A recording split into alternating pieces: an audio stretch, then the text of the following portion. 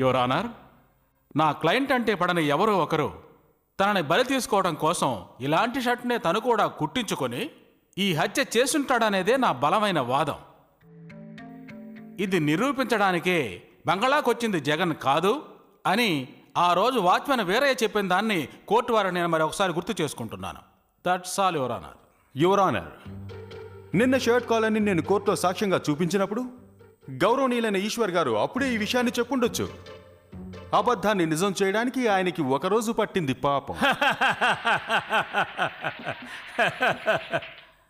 Your honour, ఎవరో ఒకరు జగన్ గారి చొక్కా వేసుకుని ఈ హత్య చేశారన్నది మిస్టర్ ఈశ్వర్ గారి వాదన. జగన్తో కలిసి కల్పనని చెరిచి తను చావడానికి కారకుడైన జగన్ యొక్క ఆప్త మిత్రుడు ప్రముఖ కేడీ భయంకరమైన రౌడీ లోకు అనబడే లోకయ్యని నిన్న రాత్రే పోలీసులు అరెస్ట్ చేశారు.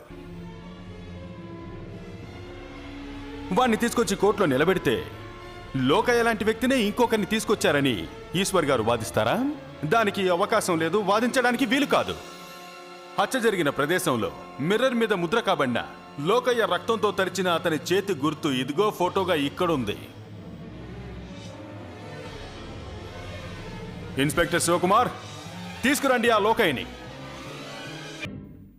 ఇరువైపులా వాదన విన్నాక ఈ హత్యకు సంబంధించిన ఆధారాలు ఇవన్నీ పరిశీలించిన తరువాత కల్పనను హత్య చేసింది లోకయ్య, జగను అని ఈ కోర్టు నిర్ణయించడమైనది. సెక్షన్ 376 ఐపీసీ 302 ప్రకారం హంతకులు ఇద్దరికీ జీవిత ఖైదీలుగా శిక్ష విధించడమైనది. నో నో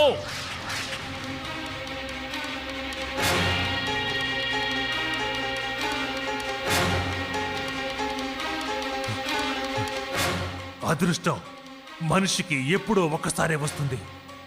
నీకు ఇప్పుడు వచ్చింది.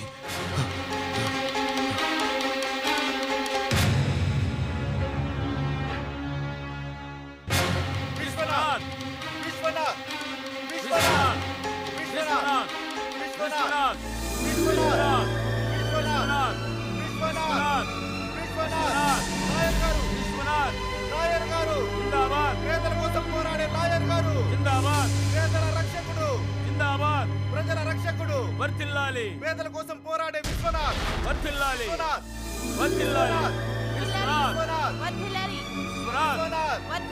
అమ్మా, నీ స్నేహితురాల కేసు వాదించి గెలిచిన లాయర్ విశ్వనాథ్ని ఊరంతా పొగుడుతోందమ్మా.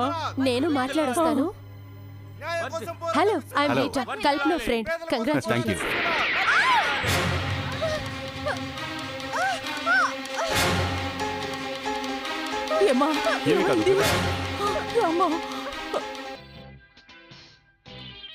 భయపడకు, లైసెన్స్ నా పేరు మీద ఉంది.